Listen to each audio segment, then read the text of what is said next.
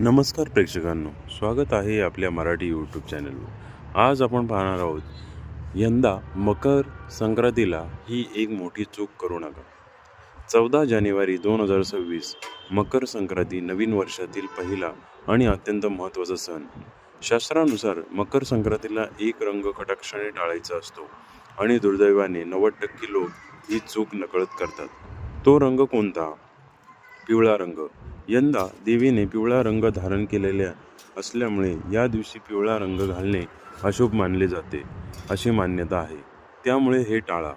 पिवळी साडी, पिवळे ड्रेस, पिवळ्या बांगड्या, पिवळ्या शेडचे दागिने, टिप, सोनं वेगळं आहे, पण शंका वाटतं असेल तर मॅचिंग पिवळे दागिने टाळलेलेच बरे।